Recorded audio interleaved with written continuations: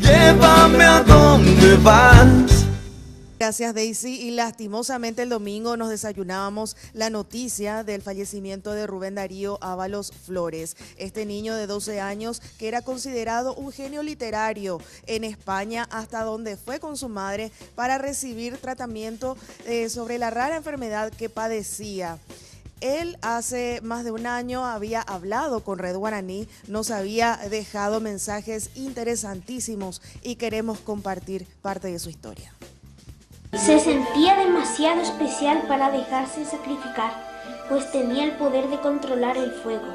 Conocía a fondo sus secretos y sabía desvelar sus misterios.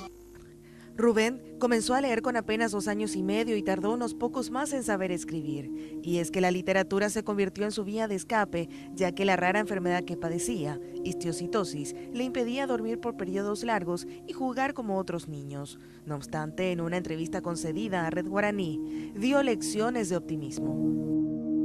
La mayoría del día estoy leyendo los libros aquí, pero no es que esté encerrado porque me traslado a otros mundos, a otras épocas, a otro universo inimaginable, conozco otras culturas, a otras personas. Al contrario de estar encerrado, yo me libero y me alzo a volar, nada es imposible y todo es mágico.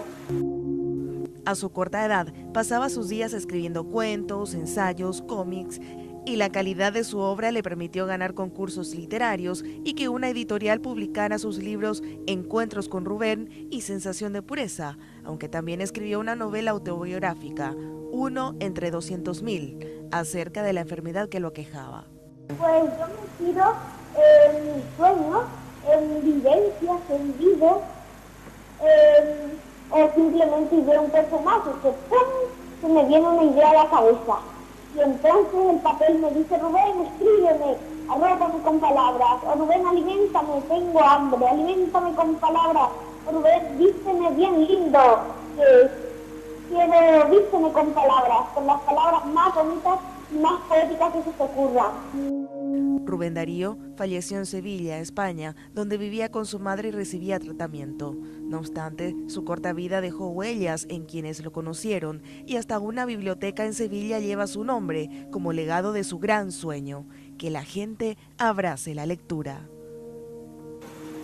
Bueno, pues mi mayor sueño es que la gente coja un libro y se ponga a leer, porque leer te da conocimiento, imaginación, aumenta tu vocabulario, tu capacidad de síntesis, te ayuda a recorrer otros mundos, a viajar a otras épocas, a conocer a otras culturas y hacer muchas otras cosas.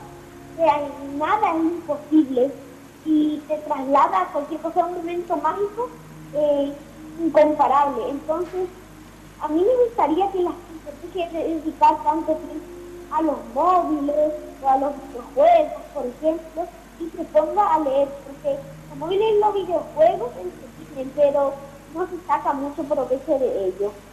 Porque les mando un fuerte saludo, que la Virgen de Cascupé nos bendiga a todos. Llévame a donde vas.